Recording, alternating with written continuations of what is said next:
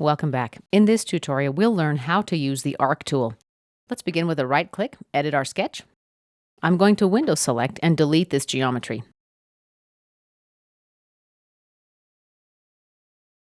Okay, the first option for creating an arc is the three-point arc. Select the first point, point number 2, and the third point determines the radius.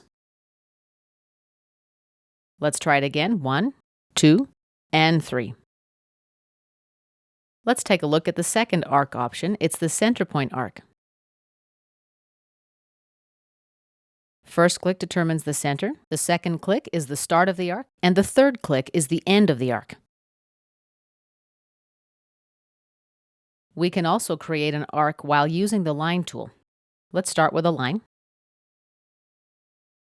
Now hold down the left mouse button and drag a little bit. The arc tool appears. Drag and then release to end the arc. Let's do it again. Hold down the left mouse button, drag, and release. Let's right-click and select Stop Sketch.